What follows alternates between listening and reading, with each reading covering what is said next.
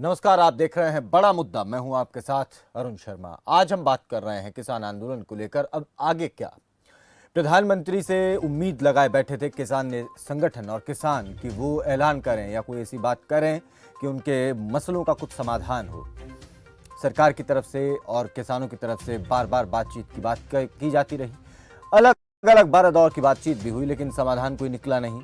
अब अंततः इस साल भर के बाद प्रधानमंत्री नरेंद्र मोदी ने ऐलान कर दिया है कि वो तीनों कृषि कानून वो वापस ले रहे हैं, क्योंकि कुछ किसानों को वो दिए के प्रकाश जैसा सत्य समझा नहीं पाए। लेकिन अब बड़ा सवाल यह है कि किसान वापस आंदोलन को ले रहे हैं या नहीं ले रहे हैं। किसानों ने एक बैठक करी कल, और उसके बाद एक खुला जो पत्र है वो प्रधानमंत्री के नाम जारी किया, जिसमें उन्होंने कहा कि हम बातचीत के लिए हम बात कर रहे थे कि आप बातचीत करें, लेकिन आपने एक तरफा ऐलान किया है, तो हम एक तरफा हमारा भी आप ऐलान सुने कि अब अभी हम आंदोलन को खत्म नहीं कर रहे हैं। कुछ मांगे हमारी जो हैं, जो शुरू से बनी हुई हैं, कुछ मांगे आंदोलन के दौरान जुड़ गई हैं, तो ये अभी भी बनी हुई हैं। इन पर बैठकर जब तक बात नहीं होगी तब तक हम आंदोलन को वापस नहीं ले रहे हैं। तो क्या परिस्थितियां अभी भी वैसी ही पेचीदा बनी रहेंगी, वैसे ही एक डेडलॉक जैसी परिस्थितियां थी वो अभी भी बनी रहेगी? ये देखने वाली बात होगी। आज इसी पर हम बात करेंगे और चर्चा करेंगे बड़ा मुद्दा में। हमारे साथ तमाम मेहमान जुड़ गए हैं, परिचय आपसे करा देते हैं। विवेक चौधरी हमारे साथ जननायक जनता पार्टी के प्रवक्ता हैं, सुरेश रोड है कांग्रेस पार्टी से हमारे साथ, और अमित सांगवान किसान नेता। आप तीनों का बहुत स्वागत है। सबसे पहले अमित, मैं आपसे शुरुआत करना चाहता हूं। अब तो ऐलान हो गया है समाधान की तरफ, अब बात आगे बढ़ेगी क्या? उम्मीद कितनी है?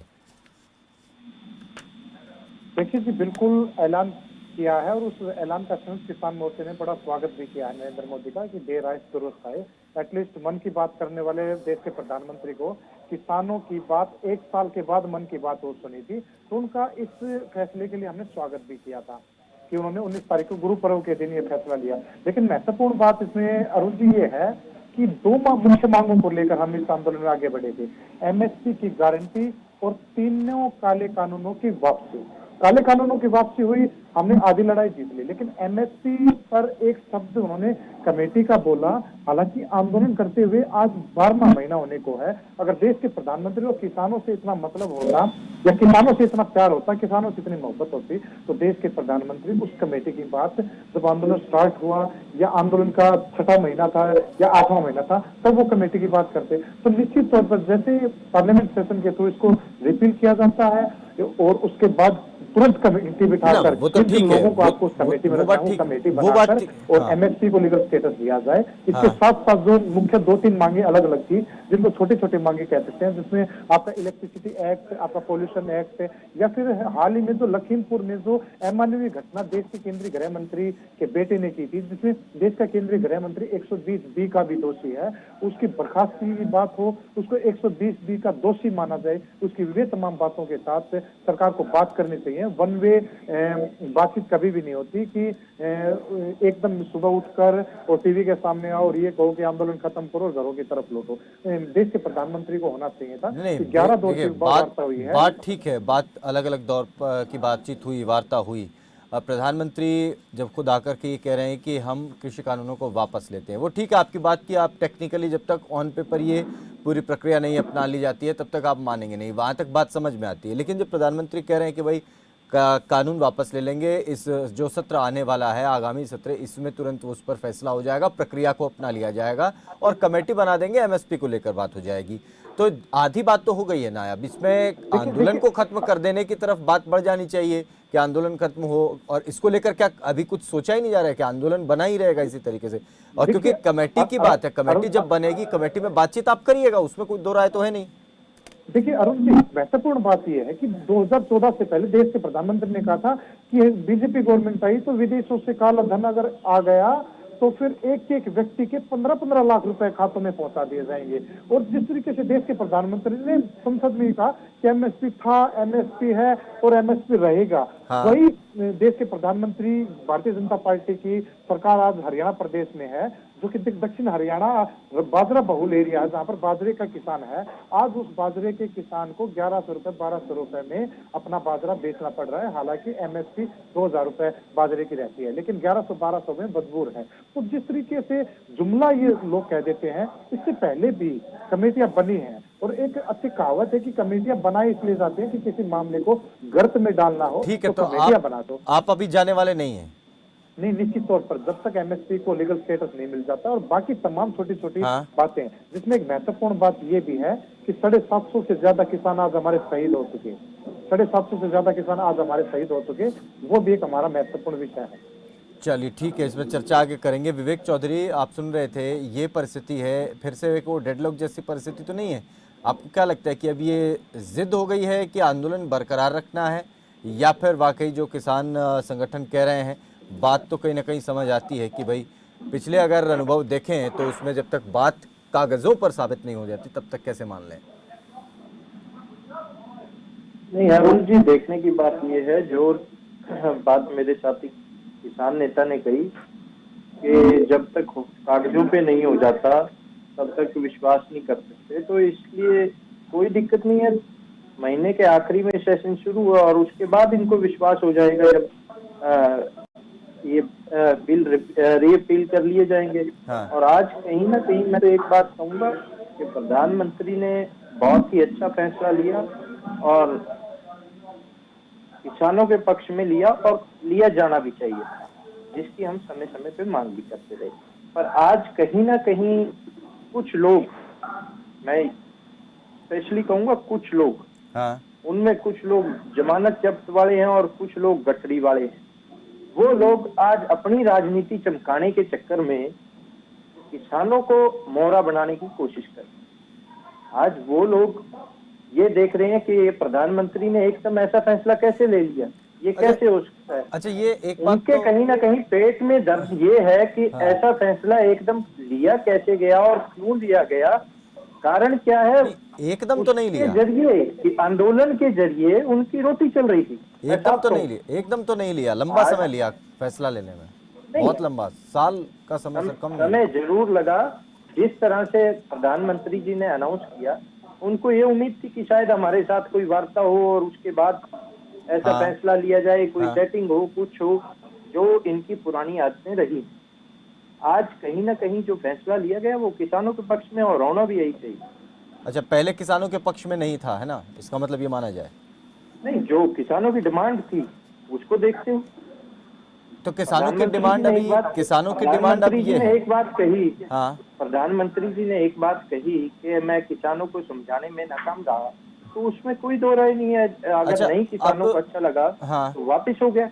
अब किसान, क्योंकि अभी भी ये ऐलान हो गया है, चलो अभी आप भी कह रहे हैं कि सत्र बैठेगा तो ये वापस भी हो जाएगी एक प्रक्रिया के तहत, लेकिन अभी किसान का ये कहना है कि वो जब तक एमएसपी को लेकर कानूनी गारंटी नहीं मिल जाती तब तक तो वो जाने से रहे। तो इसका मतलब अभी लड़ाई और लंबी चलने वाली है, और क्या इसको लेकर भी आप लोगों की तरफ से उसी तरीके से बातचीत आगे रखी जाएगी कि भाई ये भी बात कह रहे हैं तो अब लगे हाथ मान ही लो, क्या फायदा है लटकाने का? अरुण जी, मैं आपको बताना चाहूंगा, माननीय दुष्यंत चौटाला जी ने पहले दिन जब आंदोलन की शुरुआत हुई तभी एक बात कही थी, एमएसपी है तो मैं सरकार में हूं, अगर एमएसपी के साथ कोई छेड़खानी होती है तो हम 1 मिनट नहीं लगाएंगे। नहीं, वो ये कह रहे हैं कि मिलती नहीं है लेकिन मिलते नहीं है वो एमएसपी पर पैसे, वो जो एमएसपी ये कहने की बातें हैं। मैं आपको एक छोटा सा उदाहरण देना चाहूंगा। हरियाणा प्रदेश एक अकेला प्रदेश ऐसा है जहां 11 फसलों के ऊपर एमएसपी मिल रही है। हाँ। आज कहीं ना कहीं आप राजस्थान की बात ले लीजिए, आप वो ठीक है, एमएसपी का ऐलान है, लेकिन एमएसपी 100% एमएसपी जहां जहां किसान अपनी फसल बेच रहा है उसको वो पैसे मिल रहे हैं क्या जो एमएसपी तय की गई? सवाल ये। विवेक चौधरी जी, प्रदेश के मुख्यमंत्री ने अगर ये कहा था कि एमएसपी पे अगर कोई सवाल उठाए तो इस्तीफा दे दूंगा, तो मुझे आज ये बता दीजिए क्या आप बाजरे पर एमएसपी दिला पा रहे हैं? 4 घंटे के अंदर खाते में पेमेंट आने का काम हुआ है। इस तरह आप कह सकते हैं, जो सिस्टम ऐसा बढ़िया बनाया गया है, माननीय दुष्यंत चौटाला जी ने जो बात कही थी उसको करके दिखाया। 4 घंटे के अंदर पेमेंट किसानों के खाते में गई। जी, मेरे साथी विवेक चौधरी जी से बाजरे के एमएसपी की बात जरूर पूछे। क्या बाजरे का आज एमएसपी दक्षिण हरियाणा के किसानों को या पूरे हरियाणा में कहीं मिल रहा है? अगर मिल रहा है तो एक बता दीजिए विवेक चौधरी। जो बात आप कह रहे हैं संगवान साहब, उस बात पे भी आइए। अगर कहीं पे बाजरे में दिक्कत आई तो उसका सरकार ने मुआवजा देने का काम किया, सरकार ने उसको पैसे देने का काम किया। आज कहीं ना कहीं बंदूक के पैर किसानों के प्रति जितने गंभीर है माननीय दुष्यंत चौटाला जी दिन रात एक किए हुए प्रोक्योरमेंट ठीक के है। सीजन में हालत बन चुकी है। चलिए, सुरेश रोड और पुलिस थाने के अंदर अभी इस चर्चा में आज तक मैंने नहीं देखी जो प्रोक्योरमेंट अब की बार हुई है। किसान मंडी में फसल बाद में लेके आया है और उसकी साथ की साथ सुन रही है, साथ की साथ उसकी उठ रही है और साथ की साथ उसके खाते में पेमेंट जा रही है। विवेक चलिए, चौधरी जी, ठीक पहली है। चीज तो मुझे एक जगह की पर्ची ऐसी बता दीजिए जहां आपने बाजरे को एमएसपी पे खरीदा। दूसरी बात इस बात पे आ गई कि आज प्रदेश में ये हालत कर दी है कि बंदूक के पैरे पर पुलिस थानों में डीएपी के कट्टे दिए जा रहे हैं। आज किसान की दुर्गति ये है कि देश के प्रधानमंत्री जी ने लाइनों में लगाए थे, प्रदेश की जेजेपी और बीजेपी सरकार बताइए ना डीएपी के लिए लाइनों में लगाए। दिए जा रहे हैं। डीएपी की जो शॉर्टेज थी वो अकेले हरियाणा प्रदेश में नहीं पूरे देश में थी और उसको सुचारू रूप से निपटाया भी गया, अच्छे तरीके से उसको निपटाया भी ठीक है। गया। जब चलिए, इसमें आगे सुरेश रोड ये बात अभी इसका जिक्र कर रहे थे विवेक चौधरी कि कुछ लोगों को तकलीफ हुई, खासतौर पर उनको जमानत जब्त वालों को इस बात की तकलीफ हुई कि अचानक ऐसा फैसला हो गया, ऐलान हो गया और उनकी जो राजनीति वो चमका रहे थे वो अब दुकान अब बंद हो जाएगी, मुद्दा खत्म हो जाएगा।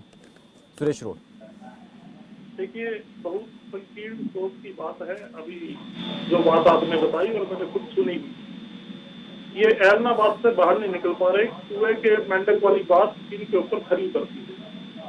बात राष्ट्रीय स्तर पर हो रही है। 700 किसानों ने अपनी शहादत दे दी है और खुद प्रधानमंत्री के पद की प्रतिष्ठा दांव पर लग चुकी है। जिस तरीके से उन्होंने 700 किसानों की शहादत के ऊपर भी एक आंसू निकालना तो दूर, एक ट्वीट तक नहीं किया। जो पशु पक्षियों के ऊपर ट्वीट करते हैं, अक्सर कुत्ते को गाड़ी के टायर के नीचे आने पर अपना विवेक जगाने का या जागने का वो बात करते थे कई बार इंटरव्यू में।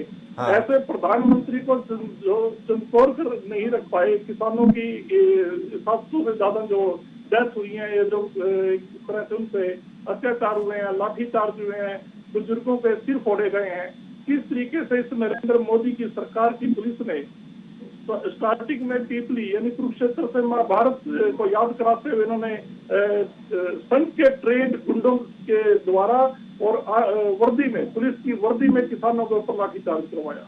उसके बाद इनके किस तरीके से अधिकारियों ने जगह जगह पर ये किसानों को लौटवान किया, ठंडी पानी की बौछारें की, बॉर्डर पे उनकी बिजली काटी गई, हर तरीके से इन्होंने हथकंडे अपनाए।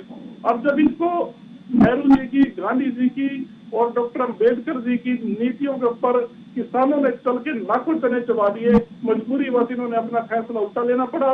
इस घटना ने श्री नरेंद्र मोदी का मैं अरुण जी इस बात के लिए धन्यवाद करता हूँ। ये बात उन्होंने आज 70 साल के बाद खुद नरेंद्र मोदी सारे भक्त पूछते थे 70 साल में कांग्रेस ने क्या किया। मैं ये बताना चाहता हूँ भक्तों को, ये बताना चाहता हूँ, ये संदेश देना चाहता हूँ कांग्रेस पार्टी की तरफ से कि नरेंद्र मोदी ने जो ये 19 तारीख को यू टर्न लेके किसानों के मांगों को मानने की जो बात कही है ना, यही 70 साल में कांग्रेस ने दिया है कि यहाँ पर जनता राजा को झुका सकती है। यहाँ पर लोकतंत्र की ताकत, आप खून बहाकर भी आप किसी तानाशाह को गर्दन झुकाने पर मजबूर कर सकते हैं। ये करके दिखाया है। ये ताकत जो है वोट की ताकत।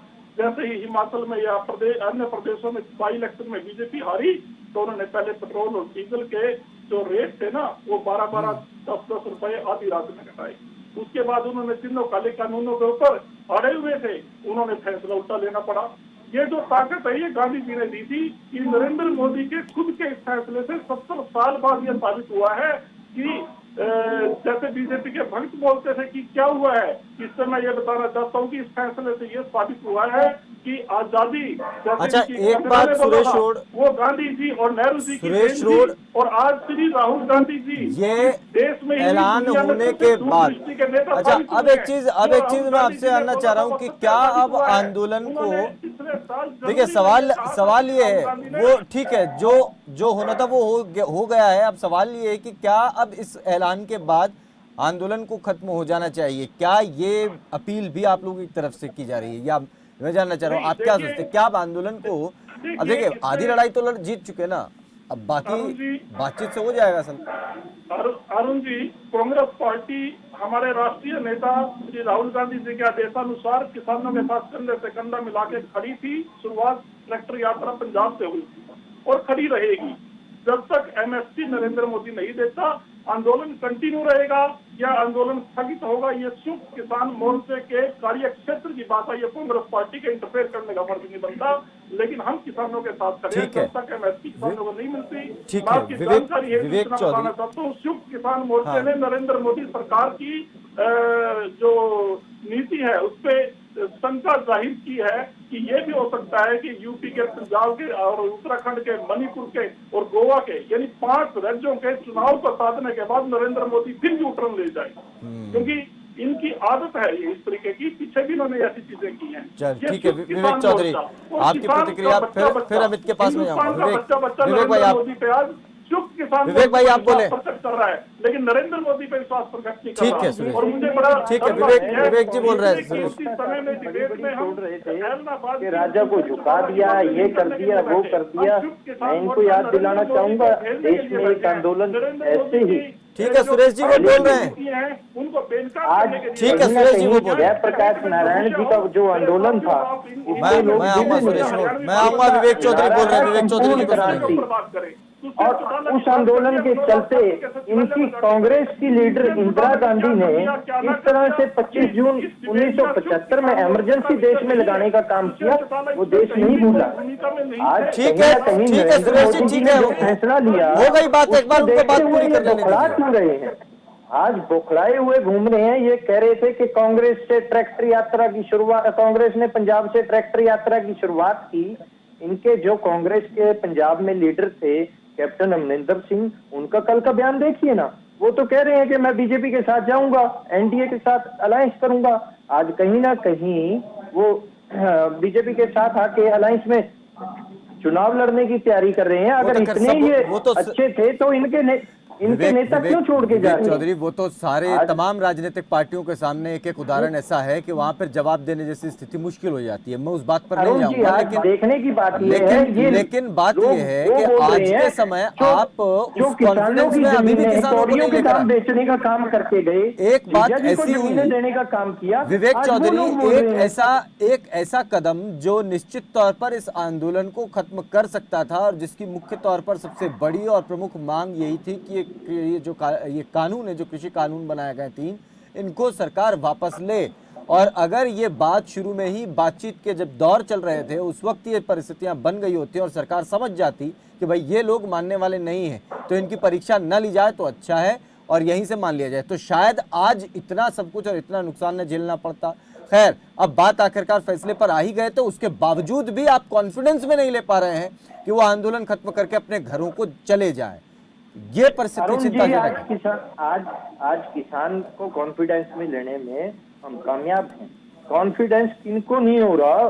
जो किसान नेता मैं बता के हटा हूं अभी, कुछ गठड़ी वाले हैं और कुछ जमानत जब्त वाले हैं, जिन्होंने गठड़ी में से सामान अदा करने का काम किया, जिनकी जमानतें जब्त हो गई। ये कह रहे थे अभी कांग्रेस के साथी के एलनाबाद से बाहर नहीं निकल पा रहे। अरे एलनाबाद से तो बाहर आपकी पार्टी नहीं निकल पा रही। किसी को नोटिस समाती है, कभी किसी को नोटिस समाती है। वो उस बात को छोड़ते हैं एलनाबाद को। मुझे आप ये बताएं कि कुछ किसान, जो कुछ लोगों की बात आप कर रहे हैं, कुछ लोगों की बात आप अब भी कर रहे हैं, वो कौन कुछ लोग हैं? कौन, किनको नहीं अभी तक समझा पा रहे हैं? जो लोग अभी दिल्ली के बॉर्डर्स पर बैठे हैं वो लोग क्या? ये मैं आपको बताना चाहूंगा अरुण जी, जो लोग अपनी जमानत नहीं बचा पाए, जाके जहां चुनाव में समर्थन किया उनकी भी जमानत जब्त करा दी। एक गठड़ी वाले जनाब थे जो गठड़ी लेके गए थे, वो गठड़ी में से सामान भी अदा करे, वही लोग हैं।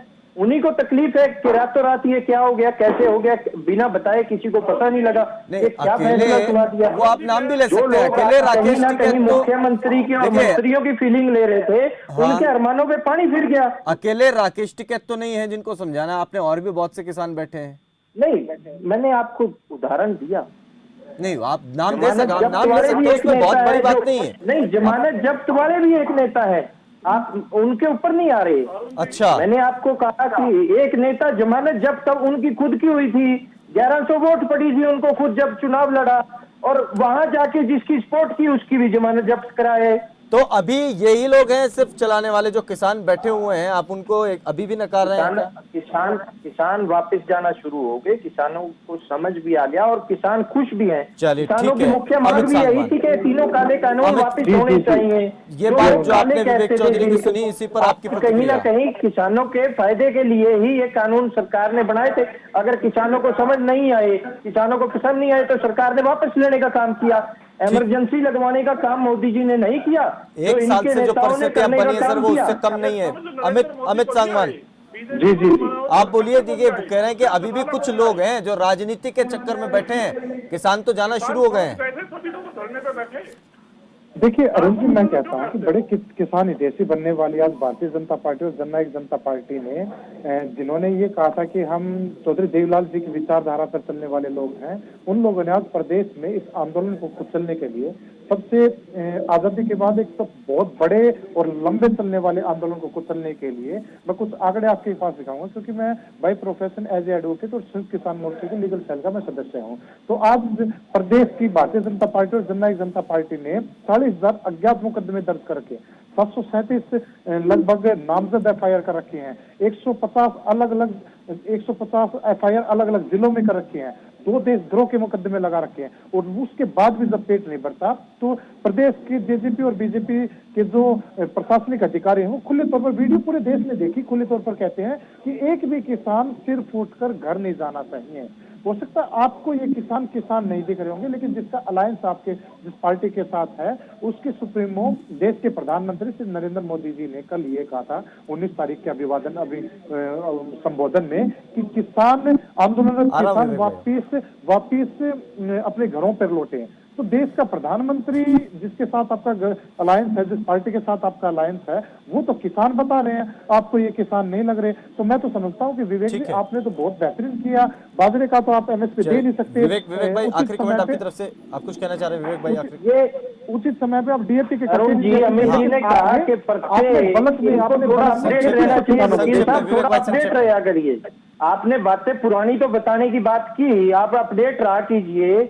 हमारे जो प्रधान महासचिव हैं दिग्विजय चौटाला जी, उन्होंने पहले ही एक स्टेटमेंट देके सरकार को कहा कि जो पर्चे हैं वो भी वापस लिए जाएं। दुष्यंत जी ने पहले दिन कानून वापस होते ही कहा कि पर्चे वापस लिए जाएं और जो शहीद हुए हैं उनको मुआवजा दिया जाए। आज दिग्विजय जी ने फिर से दोबारा अपनी बात को दोहराते हुए कहा कि शहीदी स्मारक इनका सिंधु बॉर्डर पे बनाया जाए और मुआवजा दिया जाए, पर्चे वापस किए जाए। करने वाली तो सरकार ही थी, तो समय आगे इजाजत नहीं दे रहा, मैं माफी चाहूंगा, आगे चर्चा को आगे नहीं बढ़ा पाएंगे। फिलहाल बहुत शुक्रिया आप सभी का इस चर्चा में जुड़ने के लिए, इस बेहद महत्वपूर्ण विषय पर बात करने के लिए। अब किसानों का ये कहना है कि वो जब तक कागजी तौर पर या टेक्निकली जैसे संसद में कानून पास हुआ था वैसे ही इसको वापस नहीं लिया जाएगा, तब तक वो हटने वाले नहीं है। तो देखना होगा आने वाले और कितने दिनों तक ऐसी परिस्थिति बनी रहेगी। फिलहाल दीजिए इजाजत, नमस्कार।